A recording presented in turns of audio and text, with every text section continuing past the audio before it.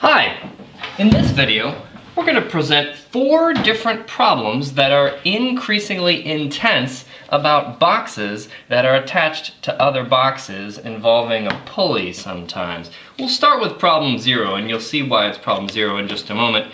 Your challenge is to find the acceleration of this box. Hey, that's not so bad. There's one force acting on it. And if we apply Newton's second law in the y direction, let's put y that way and x that direction, then we'll say that the net force in the y direction is mass times acceleration in the y direction, and the net force is simply negative m times baby g is equal to m times a sub y, so a sub y is negative baby g. We're finished, yay! Okay, problem number 1. In problem number 1, you've got a mass on a frictionless surface attached via a string to another mass right here. And one intermediate problem is, what the heck is the tension right there? But we're trying to find the acceleration of this mass, and would you agree that this acceleration, this mass's acceleration, will be equal to this mass's acceleration? I hope so. So we're going to need 2 free body diagrams. And here is the first mass right here, and there will be some forces acting on it. First of all, there's m times g acting down, and then there's the normal force acting up. Over here, let's see, there's a tension pulling that sucker to the right. And then the second mass looks like this. It's a little bit simpler free body diagram. There is m times g pulling that mass downward, and then there's tension pulling it upward. How should I draw tension? Let's think about this very carefully. If tension is equal to the weight of this box, then this box will be in equilibrium, which would mean this box is not accelerating. But that's unreasonable. There's no friction right here. There's nothing to keep this from sliding down. So we know that the tension must not be equal to m times g. A lot of people think it is. You should slap them. The tension is smaller than m times g so that we can have a net force. Alright, so let's make Newton's second law in the relevant directions, but we're going to have to set up a coordinate system. I like that also. Let's say the acceleration right here is going to be in the x direction. So over here, we just say the net force in the x direction is equal to mass times acceleration in the x direction. This is actually what we're trying to find, the acceleration in the x direction. And the net force right here is simply the tension. So we've got T is equal to mass times acceleration in the x direction. Put a box around that equation. That's what Newton's second law taught us. In Newton's second law over here, we're going to find that the net force in the y direction is mass times acceleration in the y direction. And, well, that's just, let's see, we've got tension in the positive y direction. And, you know what we should do? We should take this coordinate system and we should assign it to that problem. And we should make a new coordinate system right here where x is downward. How do you like that? Can we do that? That way then the acceleration will be in the x direction for this one, and the acceleration will be in the positive x direction for this one. It'll be easier for us to connect them. So now I'm interested in the net force in the x direction is the mass times the acceleration in the x direction. And tension will not be positive. mg is positive. And then I'll subtract the tension because it acts upward, which is now the negative x direction. We've got mg minus t is m times a sub x. And I can put this sucker in a box. Look at these 2 equations. We're trying to find acceleration. We'll have to do a substitution. It looks like t is already solved. I'll take it and plug it into right there. My new equation is m times g minus m times a sub x is equal to m times a sub x. Whoa, that's a little bit creepy. What's going to happen here? What do you want to do? I see 2 beautiful things that we could do. You want to cancel out the m's first? Too bad. I don't want to yet. I'm going to say m times g is equal to... Wait, is this just 0? Oh shoot, did we just prove the acceleration of gravity is 0 on Earth? I hope not. Check it out. We're adding this to both sides. It's 2 times m times a sub x. We're trying to find a sub x, so we better divide by 2 times m.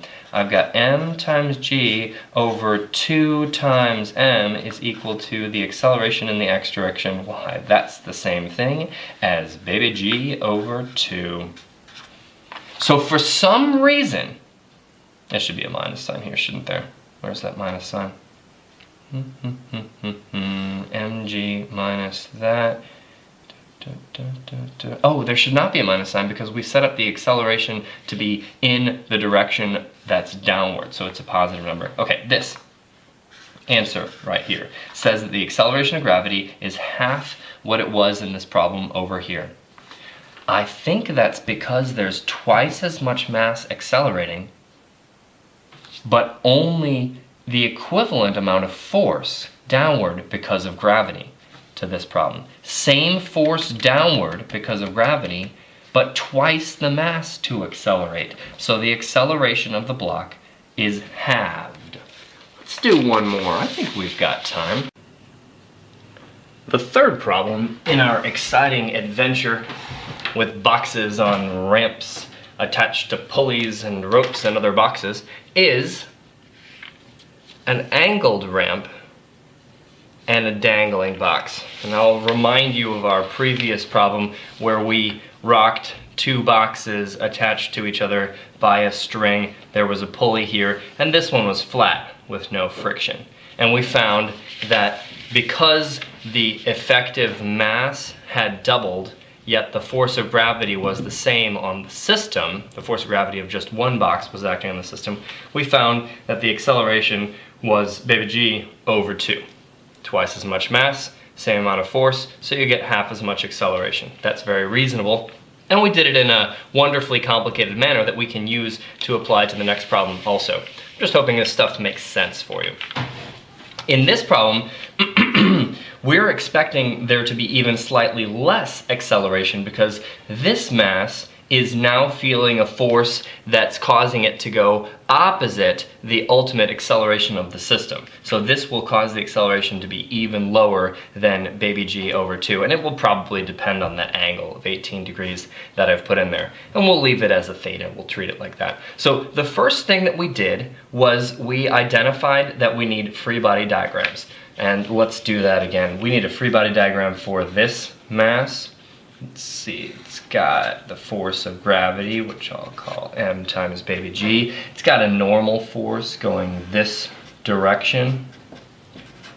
And I'll label this as box 1. This is box 1 here, and this is box 2 there. And box 1 also feels tension pulling this direction. There's tension. So let's establish a coordinate system for box 1. Looks like we've got 2 vectors that are normal to each other and one that's not normal. Probably makes sense to put x and y like that. And well, let's go ahead and apply Newton's second law.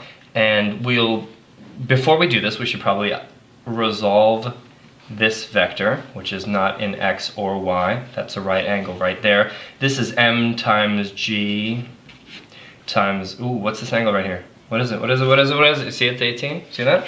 Yeah, that must be 18 degrees right there. Okay, so this is 18 degrees, and we'll say this is m times g times, it's the opposite, so it looks like it's the sine of 18 degrees, and this is m times g times the cosine of 18 degrees. And then, well, time for Newton's second law in both directions.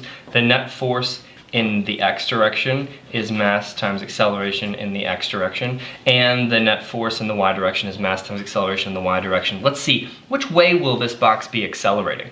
Will it be accelerating in the x direction? And oh, we are actually trying to find the acceleration in the x direction for this box, because this one will accelerate like that, and this one will accelerate like that. So let's see, we'll say this is mass times acceleration in the x direction. Then we need all the forces that act in the x direction. So we've got tension going to the right, that's positive in the x direction. And we've got, let's see, gravity acting down and to the left. So we've got minus mg sine of 18 degrees.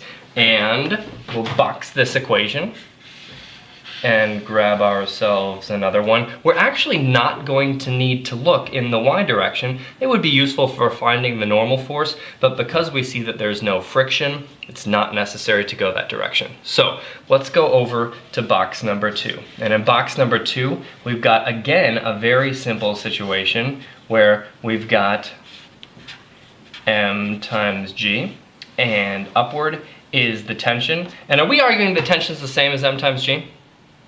If tension is the same as m times g, will this box accelerate?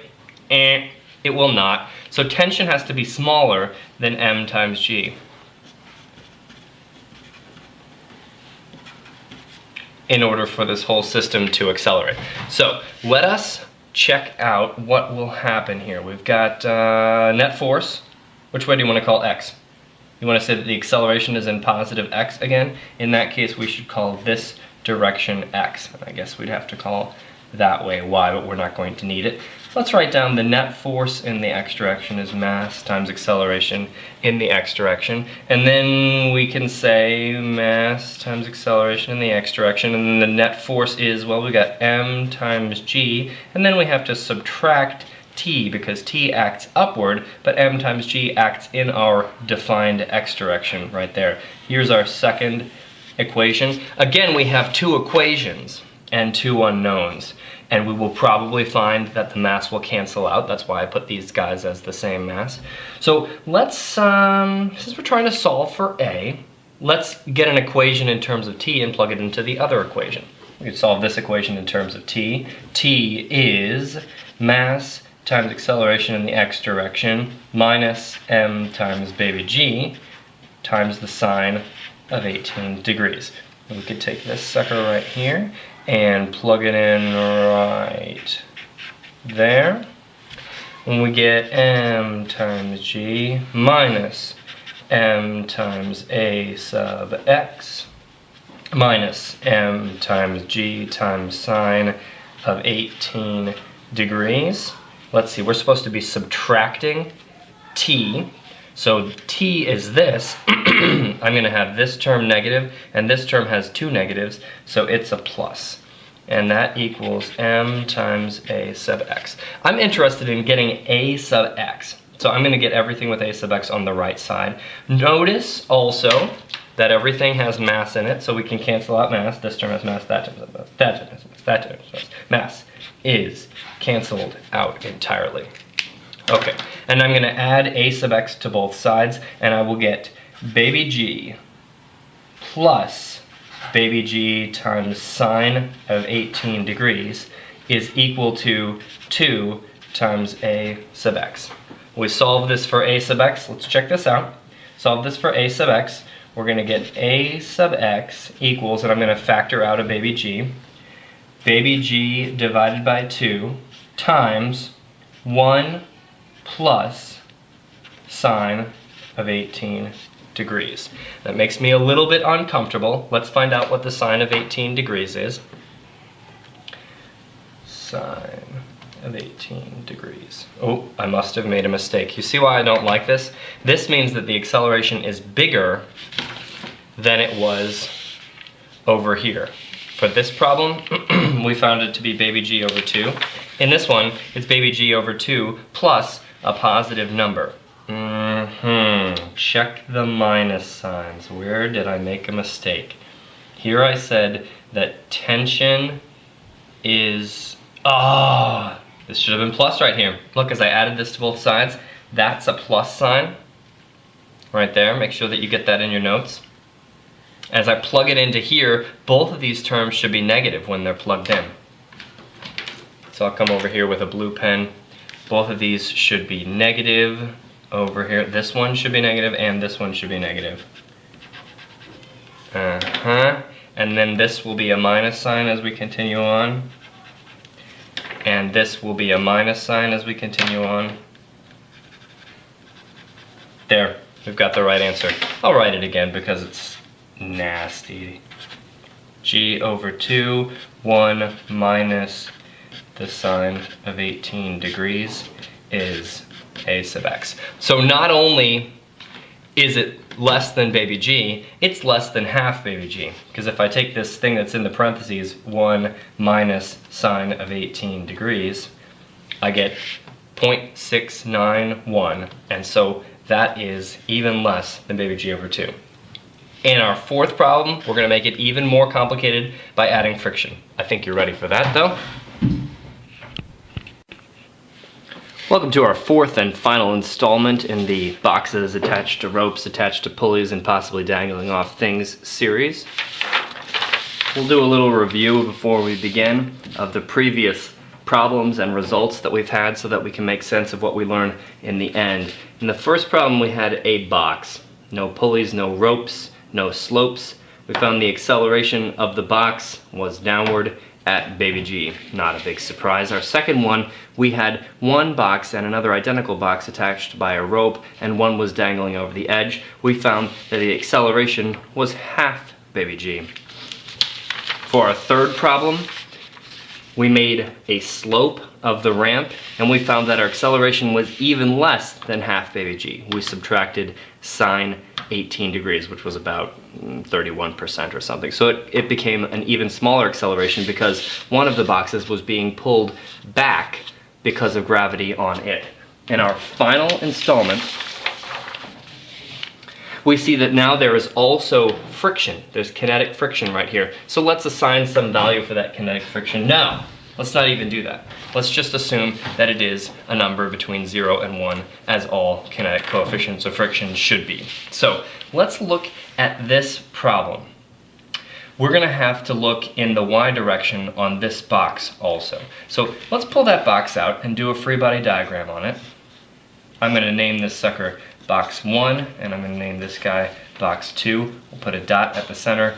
We'll say that the force of gravity must be acting downward on it. There must be a normal force so it doesn't go into the ramp. Okay, and there's the tension force this direction that is pulling the box because of the rope. And finally, there's a fourth force, and that force is friction. Before we can say the direction of friction, it could be this direction parallel to the surface, and it could be that direction parallel to the surface. So before we can talk about which way it is, we need to figure out which way this box will be moving. Let's assume it's starting from rest, so the direction of the acceleration is also the direction of the velocity. So if this starts from rest and is released, then this mass will be pulling down more than this mass is pulling to the left. And we can assume that the entire assembly is going this direction. And you can tell because I'm talking about the coefficient of friction for kinetic friction that there is motion. It's not just staying there.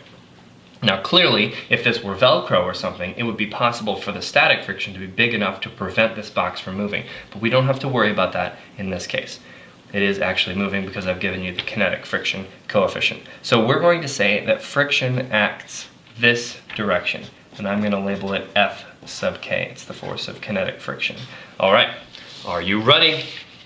We need to establish a direction for x and y here. I think it makes a tremendous bit of sense to put x and y at the slope of the ramp again, so we'll only have to resolve one vector, and that is m times baby g. Put some dotted lines right here, follow along at home. This is the opposite side from this angle. This angle, of course, is also 18 degrees. This is m times g times so, or ka.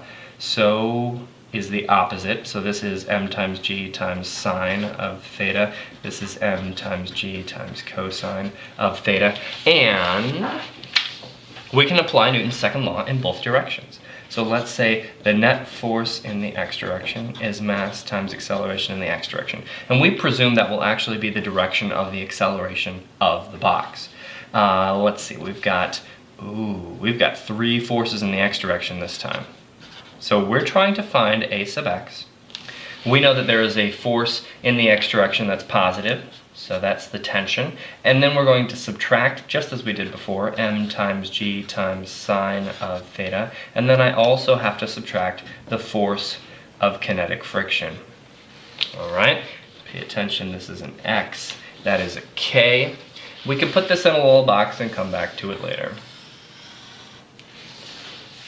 Let's apply Newton's second law in the y direction also. Force times, let's see, net force is mass times acceleration in the y direction.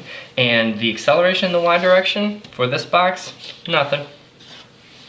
There are two forces in the y direction though. One of them is the normal force, and that's in the positive y direction, so I'll say F sub n, and then I have to subtract this force right here. Let me put some arrows on this so you can see that pointing into the ramp, and this is pointing down the ramp. So we've got the normal force minus m times g times the cosine of theta. Those are the two forces in the y direction. And this relationship right here can be very easily solved. So let's just do that. This says that the normal force is m times g times cosine of theta, a very common result. So let's put a green line over here and analyze the other box before we move on. The other box, of course, is extremely simple. It's got m times g down, and it's got tension up. Again, the tension is less than m times g, so that the box can accelerate downward. Because the box is accelerating downward, and we want the acceleration to be positive, so let's establish this direction as x, and then we can call that direction y. Our plan then is to take this, let's see, I'm going to take Newton's second law in the x direction, force in the x direction, mass times acceleration in the x direction, and this carries on because we're trying to find the acceleration in the x direction. And we've got m times g, which is positive, minus the tension force. Same thing we've been getting several times in a row. So let's, now we've got three equations, and oh man, how many unknowns do we have? Let's see, the acceleration in the x direction is not known. The tension is not known. The normal force is not known. And the force of kinetic friction is not known. So we've got three equations and four unknowns. That's undetermined. It's underdefined. So we need a new equation. Think of one.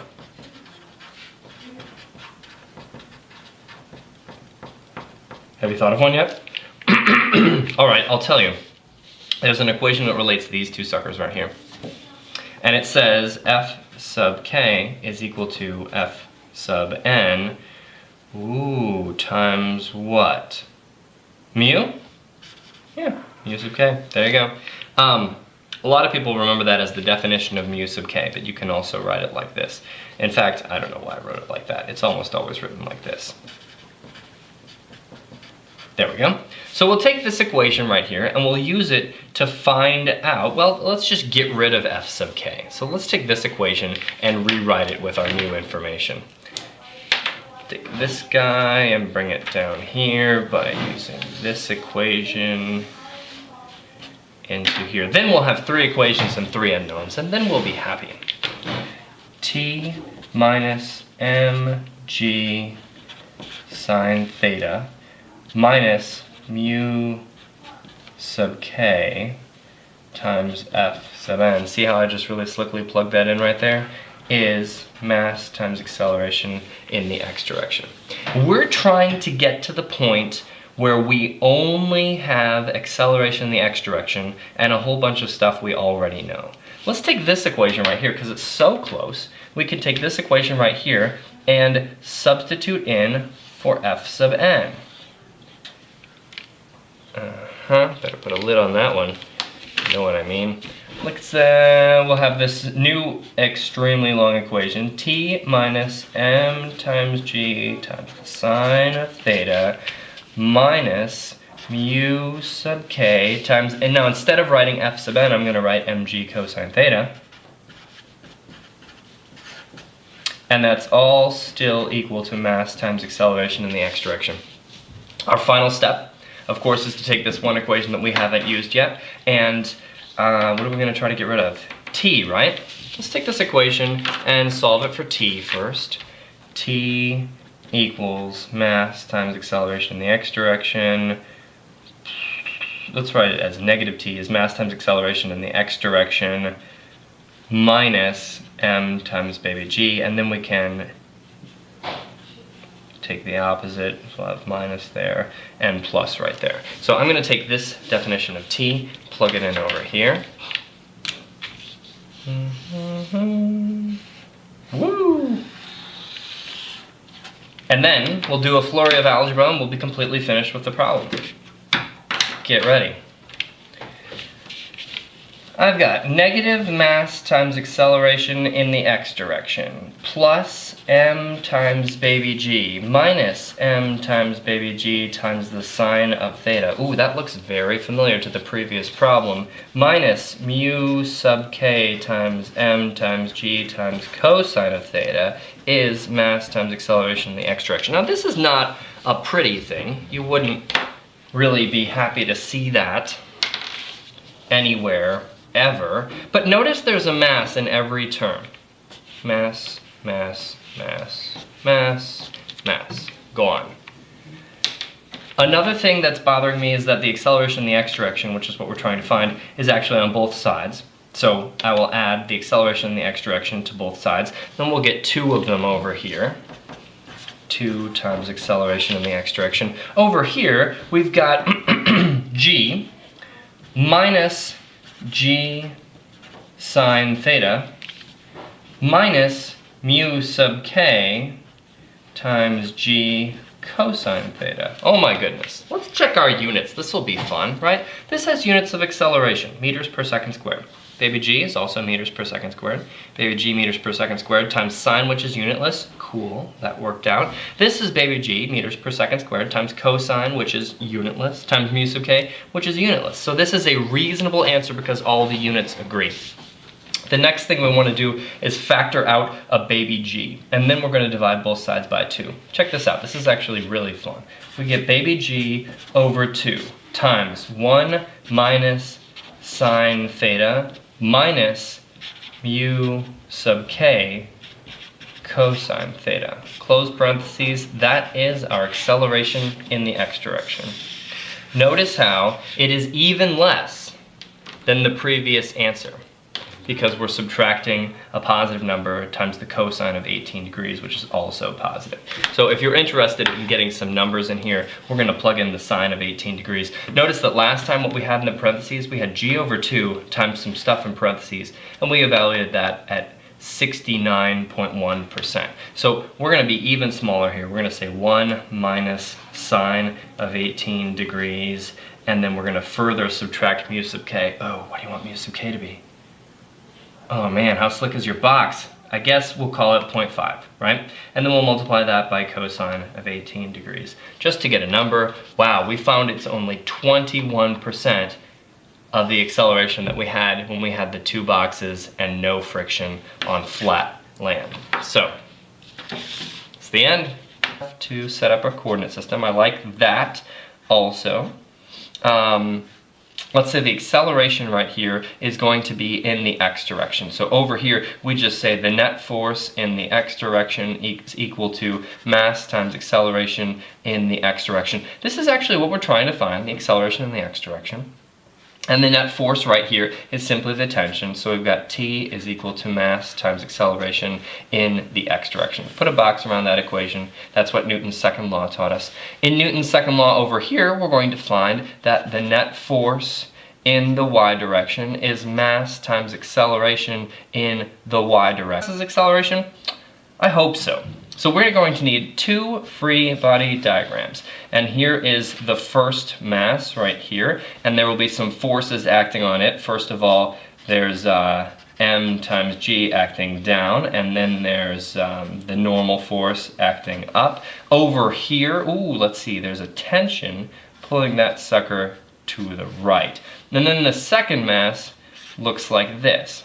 It's a little bit simpler free body diagram. There is m times g pulling that mass downward, and then there's tension pulling it upward. How should I draw tension? X that direction. Then we'll say that the net force in the y direction is mass times acceleration in the y direction, and the net force is simply negative m times baby g is equal to m times a sub y. So a sub y is negative baby g. We're finished, yay! Okay, problem number 1. In problem number 1, you've got a mass on a frictionless surface attached via a string to another mass right here. And one intermediate problem is, what the heck is the tension right there? But we're trying to find the acceleration of this mass, and would you agree that this acceleration, this mass's acceleration, will be equal to this mass? Let's think about this very carefully. If tension is equal to the weight of this box, then this box will be in equilibrium, which would mean this box is not accelerating. But that's unreasonable. There's no friction right here. There's nothing to keep this from sliding down. So we know that the tension must not be equal to m times g. A lot of people think it is. You should slap them. The tension is smaller than m times g so that we can have a net force. All right, so let's make Newton's second law in the relevant directions, but we're going to have...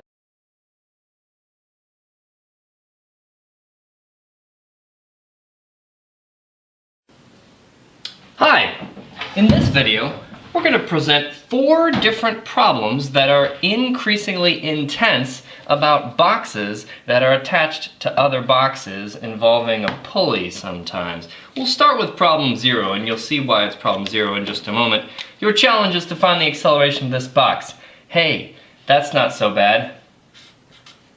There's one force acting on it. And if we apply Newton's second law in the y direction, let's put y that way.